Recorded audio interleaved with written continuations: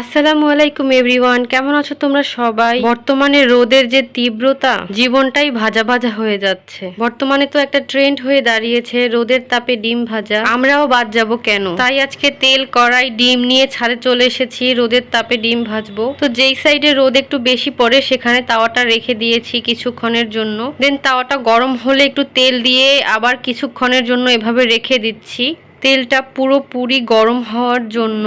তো হাত দিয়ে একটু দেখলাম যে ভালোই গরম হয়েছে। তো এবারে ডিমটাকে দিব, তো তেলটা একটু ভালোভাবে ছড়িয়ে নিচ্ছি। তো দেখো এবারে আমি ডিমটাকে ফেটিয়ে এটার ভিতরে দিয়ে দিব। যে গরমের তীব্রতা, মানে একটু সময়ের জন্য রোদে বসে আছি, মানে হাত পা পুড়ে যাচ্ছে। এইটুকু সময় রোদে থাকতে পারছি না। যারা সারাদিন ধরে রোদে বসে কাজ করে, রাস্তায় কাজ করে, তাদের যে কি অবস্থা আল্লাহই জানে। আল্লাহ তাদের হেফাজত করুক। তো দেখো তেলটা কিন্তু ভালোই গরম হয়েছে। এই যে দেখো একদম চারপাশটা কিন্তু ডিম হওয়ার মতোই হয়ে যাচ্ছে। তো এভাবে আরো কিছু সময় রেখে দিচ্ছি। রোদের তাপে তো তাড়াতাড়ি হওয়া সম্ভব না, আস্তে আস্তে হচ্ছে। দেখো কেমন আস্তে আস্তে হচ্ছে। তো কিছু সময় রেখে দেওয়ার পর এরকম অবস্থা হয়েছে। দেখো একদম পুরো ডিম ভাজা হয়ে গেছে। এত গরমে মানুষের জীবনটাই ওষ্ঠাগত হয়ে যাচ্ছে। এসব আমাদেরই হাতের কামাই। আমরা যেই হারে গাছ কাটছি, গাছ লাগাচ্ছি না, এরকমটা তো হওয়ারই কথা। যাই হোক, সবাই সাবধানে থেকো। আজকের ভিডিও এখানেই শেষ করছি। আল্লাহ হাফেজ।